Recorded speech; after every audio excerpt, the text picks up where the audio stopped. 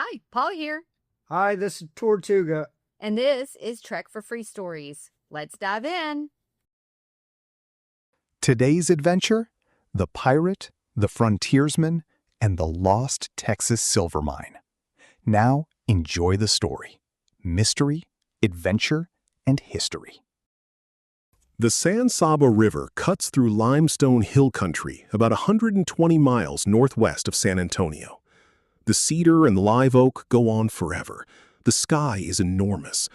It looks like 1,000 other stretches of Texas backcountry, the kind you pass through on the way somewhere else. Somewhere in that country is a silver mine that Spanish missionaries worked in the 1700s, that the Lafitte Apache knew about and kept secret, that Jim Bowie nearly died trying to find in 1831, and that nobody has found since. Bowie knew where to look because he'd been told. He'd been told because he'd spent years in the company of the most well-connected outlaw on the Gulf Coast. The man who ran the Gulf. From 1817 to 1821, Jean Lafitte ran a colony on Galveston Island he called Campeche. At its peak, it held over 1,000 people, sailors, smugglers, merchants, and men who didn't ask too many questions about where cargo came from. His headquarters, the Maison Rouge, was a 2-story red house with cannon batteries facing the harbor. Lafitte operated as a privateer, technically legal, carrying letters of marque from the crumbling Republic of Mexico to prey on Spanish shipping. In practice, he took what he could and sold it to whoever was buying. His network ran from the Caribbean to New Orleans, and his intelligence on the Gulf was unmatched. He had helped Andrew Jackson win the Battle of New Orleans in January 1815, which bought him a presidential pardon and a clean slate. Briefly, the U.S. Navy burned Barataria Bay in 1814 and eventually forced him off Galveston in 1821. After that, Lafitte vanished. Official records say he died off Honduras in 1823. Nobody has confirmed it. But before Lafitte disappeared, a young Louisiana land speculator named Jim Bowie came to do business with him. The business deal. This part is documented history, not legend. The United States banned the importation of enslaved people on January 1, 1808, one of the earliest anti-importation laws in the hemisphere. Napoleon had already sold Louisiana in 1803. Spain held Florida until 1821 and controlled Texas as New Spain until Mexican independence in 1821. The international slave trade operating in the Gulf of Mexico was a Spanish, French, and Portuguese enterprise. The geography matters. New Orleans, Galveston, and the Gulf Coast were frontier borderlands where 3 empires' legal systems overlapped and enforcement was thin. Into that gap stepped Lafitte's network and the Bowie brothers, Jim, Resin, and John. The scheme worked like this. Lafitte's operation would bring enslaved people captured at sea to the Texas coast. The Bowie brothers would purchase them, march them to New Orleans, and report them to U.S. Customs as smuggled contraband. Under the 1808 law, informants received a $500 per person reward. The government would auction the enslaved people, and the Bowie brothers, as the only parties who knew the auction was happening, would buy them back at the $500 reserve price. They would then sell them in the Natchez markets for $800 to $1,000 each. The Bowie brothers reportedly cleared $65,000 from this arrangement, roughly $1.5 million in today's money. It was enough to fund the next chapter entirely. Jim Bowie used that money to move west. The move to Texas. In the late 1820s, Bowie arrived in Texas, then the northern territory of the new Republic of Mexico. He converted to Catholicism, became a Mexican citizen, and in 1831 married Ursula de Veramendi, daughter of Juan Martín de Veramendi, the vice-governor of the state of Coahuila y Tejas. He was now family to Mexican royalty. He was also a land speculator on a massive scale, acquiring hundreds of thousands of acres through a combination of legal grants, questionable paperwork, and the kind of frontier maneuvering that characterized the era. He was fluent in Spanish and Comanche Sign Language. He was well liked by the Lafitte Apache leaders, who had learned, over generations, to be careful about who they trusted with certain information. One piece of information in particular. Los Almagres. The Spanish called it Los Almagres, the red ochre mines. Before the missionaries arrived, the Lafitte Apache had worked silver deposits in the San Saba River Valley.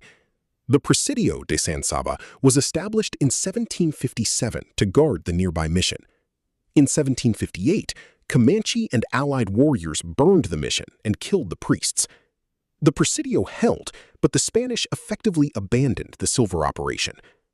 The mine location survived in Apache oral tradition and in Spanish documents. By the time Bowie arrived in Texas, the location had become legendary. The Lost San Saba mine, also called the Bowie mine, already associated with his name before he ever looked for it. In November 1831, Bowie led an expedition of about 11 men into the hill country to find it. The Battle of Calf Creek. Near what is now Brady, Texas, in McCulloch County, Bowie's party was spotted by a large force of Tawakonee and Waco warriors. Estimates range from 160 to 180 men, against 11. What followed was a 13-hour defensive battle from a position near a waterhole. The Bowie party fought from behind whatever cover they could find: logs, rocks, a dry creek bank. By the time the warriors withdrew at nightfall, Bowie's men had held. Several were wounded. None were killed. The Battle of Calf Creek became the stuff of Texas legend, and it ended the expedition. Bowie returned to San Antonio without the mine. He knew roughly where it was. He intended to go back. He never did. The Alamo. In 1833, Ursula de Veramendi and the Bowie children died of cholera in Monclova while Bowie was away on business. He never fully recovered from it. He drank heavily. He took increasingly reckless risks.